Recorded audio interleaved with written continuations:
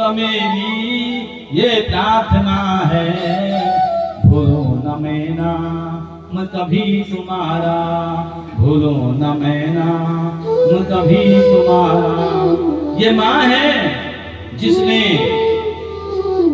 धरा का रूप पूर्व जन्म में लिया और द्रोण नाम के जो है तपस्वी को अपना पति बनाया और भगवान ब्रह्मा जी की ब्रह्मलोक में तपस्या की। और जब तपस्या की तो भगवान ब्रह्मा ने इनको वरदान दिया कि तुम्हें ईश्वर को पालने का, पोषने का जो सुख प्राप्त होगा वो वरदान मैं तुम्हें दे रहा हूं। और वही यशोदा और नंद बाबा बन करके आ गए। यशोदा और नंद बाबा बन करके ये जो वसु हैं जब यहाँ आए, ऐसे माँ ने सुंदर श्रृंगार किया हुआ है और उस मथुरी को जब चला रहे हैं तो देखो कितना सुंदर वर्णन है। क्या कर रहे हैं कि क्षौमम वासपितुपद तटे बिभ्रतिम सूत्रबंधा। बहुत सुंदर श्रृंगार किया हुआ है, माथे में सिंदूर लगा हुआ है और बेनी बनाई हुई है। बेनी कहते हैं चोटिया, चुटिया, उसको बना हुआ है। मालती के कुछ उसमें लगाए हुए हैं। पुत्रा स्नेहा नुत कुछ युगम जात कस्यम प्रबोधा। पुत्र का स्नेह इतना भर रहा है, इतना प्रेम उमड़ रहा है कि बार बार उसका नाम स्मरण करने का मन कर रहा है। कि रजा करसम, रजा कहते हैं रस्सी के लिए। जब रस्सी चल रही है, श्रृंगार से ऐसी भरी हुई है, हाथों में चूड़ियां पहनी हुई है। कि रजा करसम श्रवण भूल चला। जब इस रस्सी को चला रही हैं तो कानों के कुंडल और हाथों की वो चूड़ियां बन करके और यही गान गा रहे हैं। रूपमे सप्ततेष्टा गोविंद नामो सकतस्य आया। उनसे भी क्या आवाज सुनाई जा रही है, वही लग रहा माँ यशोदा को। श्री कृष्ण गोविंद हरे मुरारी, हे नाथ नारायण वासुदेवा। श्री कृष्ण गोविंद हरे मुरारी, हे नाथ नारायण वासुदेवा। माँ ने बहुत सुंदर श्रृंगार किया हुआ है। भगवदनों, भगवान की कथा क्या ज्ञान देती है। देखो श्रृंगार कैसा होता है। माथे में सिंदूर लगाया, क्यों लगाया जाता है, किस लिए लगाया जाता है। सिंधु माने होता है सागर और पुर माने होता है हृदय। पति को अपने किसका, हृदय का सागर बना दिया। कैसी परिपाटी हो गई, बेड़ी बांध देना। क्या है श्रृंगार का महत्व, तो बेड़ी बांधना। लेकिन आज के कल का प्रभाव किस प्रकार का है कि हम लोग बालों को खुला छोड़ देते हैं। और बालों को खुला किसने छोड़ा था, आप लोगों को पता है। द्रौपदी का जब अपमान किया दुशासन ने, तो द्रौपदी ने कहा मैं इसको तब तक नहीं बांधूंगी जब तक दुशासन के लहू से इसको, बालों को मैंने धोया नहीं। हम लोग क्या कर देते हैं, वही पाश्चात्य संस्कृति को अपनाते हैं, उसको ही अपना रहे हैं।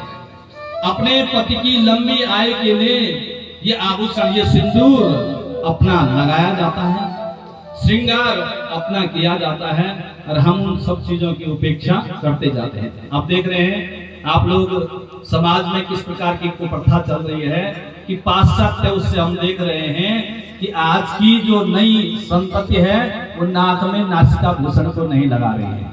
बहुत सारी जगह गए देखने के लिए, इनका पहले तो अचंबा हुआ कि इनके नाक में कुछ नहीं है, ऐसा क्यों हुआ है बताओ।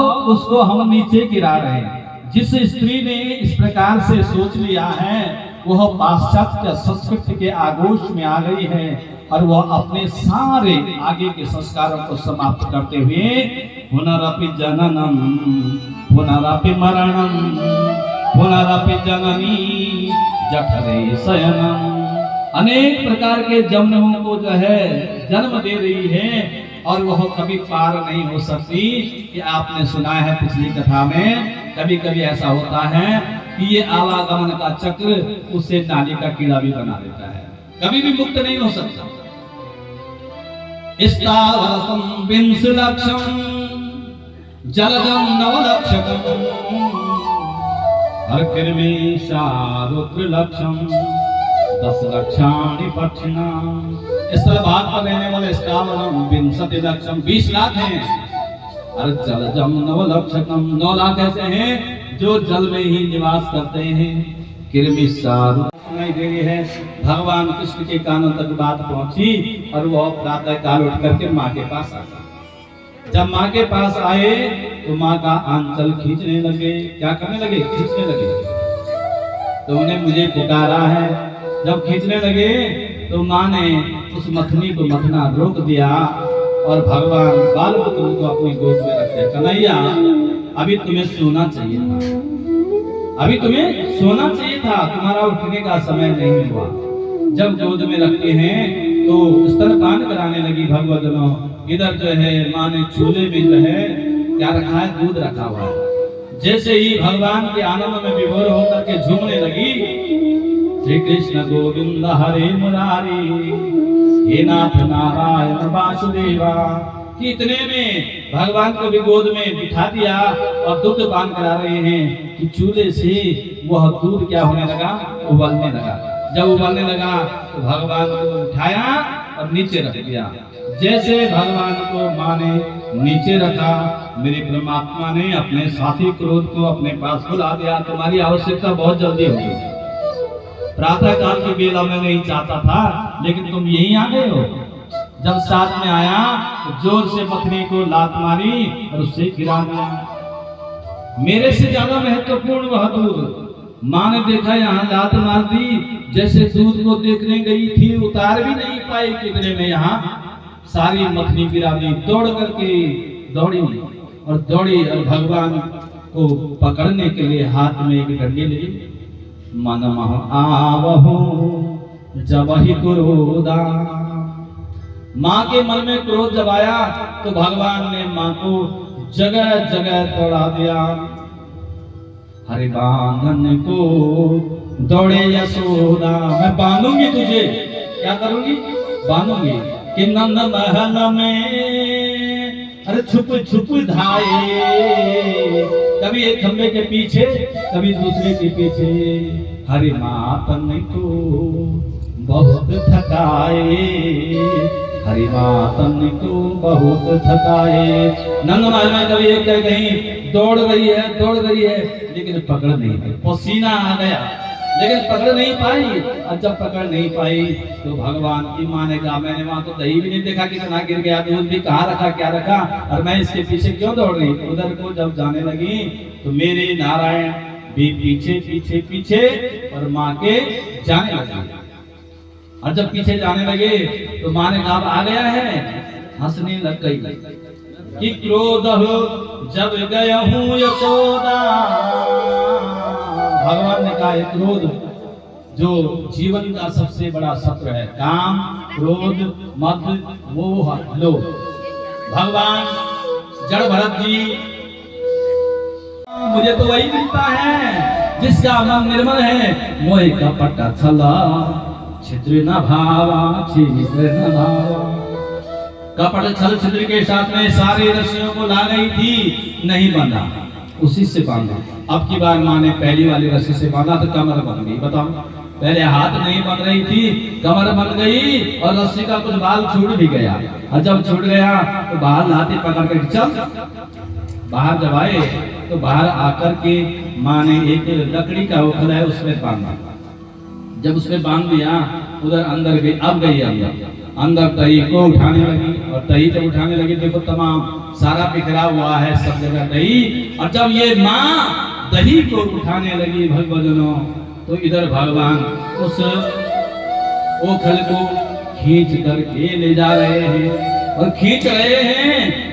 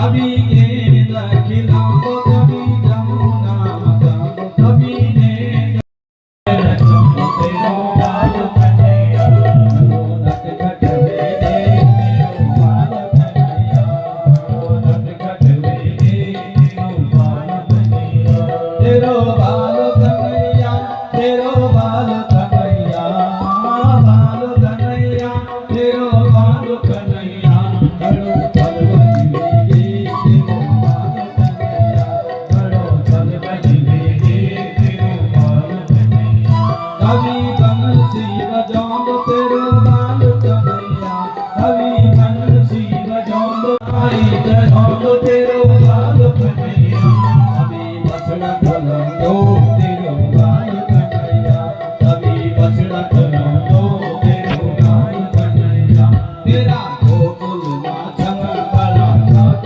कन्हैया तेरा गोकुल माखन बड़ा घाट कन्हैया बड़ा घाट कन्हैया बड़ा घाट कन्हैया कभी गगरी की रात कभी गगरी की रात कभी आंचल की खेत कभी आंचल की चांद तेरो बाल कन्हैया तेरो बाल कन्हैया बड़ो खट खट रे तेरो बाल कन्हैया बाल कन्हैया बाल कन्हैया बाल कन्हैया विकल वेणु जठर पटयो सिंह वेतेज कक्षे वामे प्राणो मषण कवलम में जीव और आत्मा का मिलन इस प्रकार से कर देते हैं कि घरों को छोड़ करके केवल जीव ही नहीं निर्जीव आत्माएं भी दौड़ने लग गई कि कृष्णा तेरे को खिला के बिकीरे कुंजा कुंजे देव पुष्पा विपुंजे कंबू ग्रीवा क्षिप्र बाओ चलंतो राधा कृष्ण मंगलम ते भवेता। भगवान सुखदेव जी क्या कह रहे हैं? कृष्णा तीरे कृष्णा नदी के किनारे कोकिला खेली गिरे ऐसी ही वेणु बजने लगती है कोकिला खेल गिरे कि कुंजा पुंजे कुंजा कहते हैं कांटे वाले जो पुंजे उन्होंने रूप कैसे बना दिया देवताओं के पुष्प के रूप में खिलने लगे देव पुष्पादि पुंजे कम्बो ग्रीवा क्षिप्त बाओ चलंतो जीव और निर्जीव के ग्रीवा कहते हैं गला ऐसे ही बोलने लग गया है राधा कृष्ण क्या कहने लग गया राधा कृष्ण मंगलम ते भवेता मंगलम ते भवेता। सुंदर वेणु की धुन को जब भगवान गाने लगे करने लगे तो इस ब्रज भूमि की गाय दौड़ने लगी कि गावस्य कृष्ण गत वेणु गीतम। भगवान नारायण की वेणु के गीत को सुनने के लिए वहां नंद भवन की सारी गायें